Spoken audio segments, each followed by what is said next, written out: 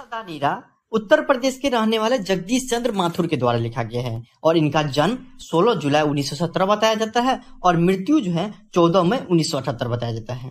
और इनको बहुत सारा सम्मान भी मिला हुआ था, जिनमें से है विद्यावारिधि, कालिदास अवार्ड और बिहार राजभाषा पुरस्कार दिया गया था। उनकी कृति की बात करें, बहुत सारे लिखे हुए, जिनमें से कुछ है मेरी बांसुरी, ओ मेरे सपने, भोर का तारा।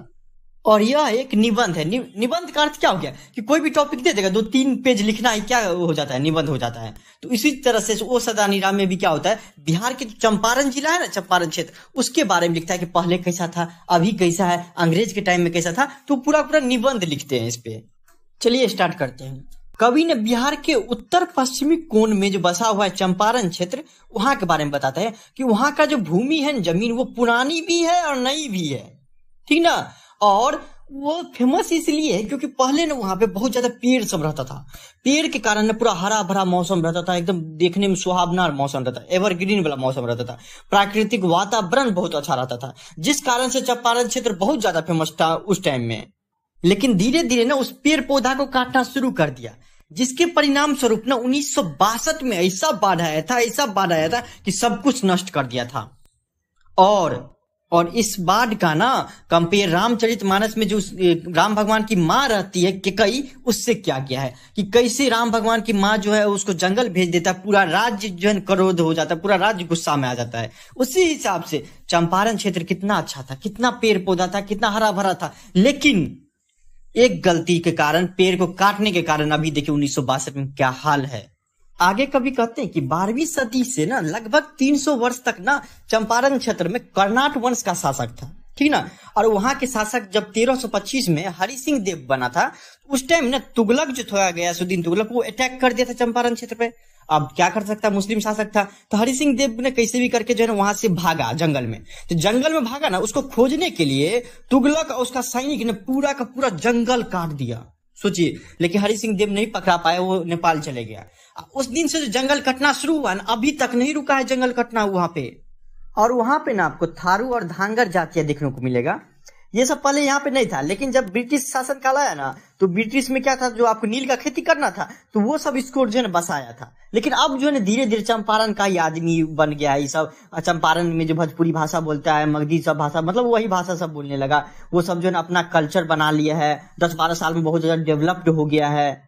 और यहाँ पे ना एक बंगाल के ना शरणार्थी भी आके बसे हुए हैं, तो बंगाल के भी आदमी बसा हुआ है और थारू धांगर भी बसा हुआ है। जब कभी घूमने गए हुए थे चंपारण क्षेत्र, तो उनको ना एक मतलब गांव घर का जो देहाती प्रदर्शन होता देखने का मौका मिला, जिसमें हर जनजाति जो है ना अपना प्रदर्शन दिखा रहा था। उसमें से एगो उसको बहुत ज्यादा अट्रैक्ट किया, जिसमें क्या हुआ था, जो नववधू थी, नया नया शादी हुआ था, वो क्या हुआ था कि सर पे पिड़िया टाइप का ले लिया था, उसमें झुनझुना लगा हुआ था, ठीक ना। और उसके ऊपर खाना लेके और अपने पति जो खेत में काम कर रहा था उसके तरफ जा रही थी, ठीक है। उसका जो झुनझुना का आवाज जो था ना, बहुत अच्छा लग रहा था सबको।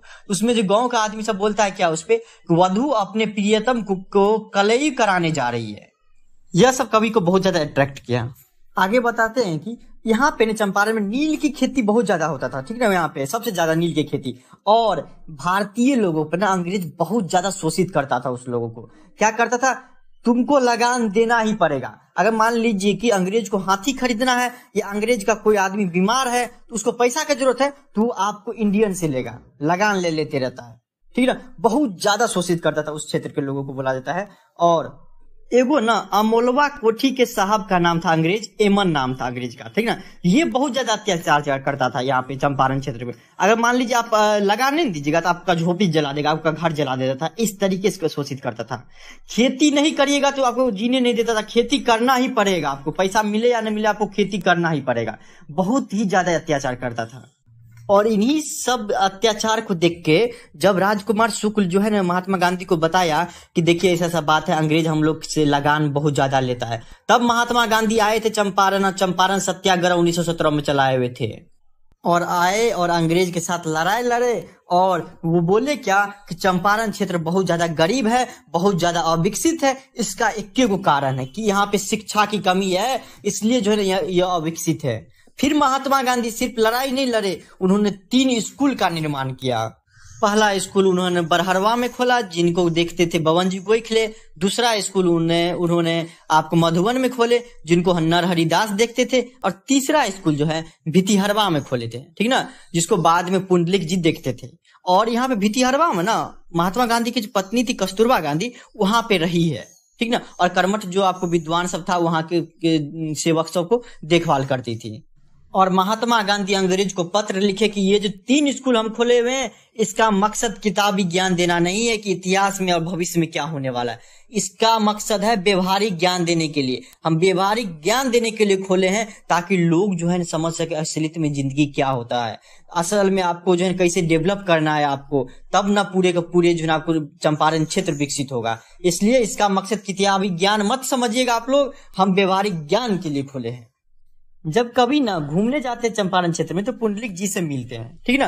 तो पुंडलिक जी से जो बातचीत करने में पुंडलिक जी बताते हैं क्या कि एक दिन का बात है, एमन साहब जो थे वो हमारे यहाँ आए हुए थे, ठीक ना। तो वो अपना सैनिक भेजा कि जाओ पुंडलिक जी को बुला के लाओ बाहर।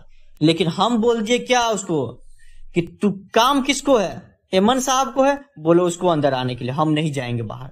तो वो आपको सराहनीय करता। कभी देखिए उस टाइम में भी कोई विरोध करता था तो पुंडलिक जी थे उनमें से एक।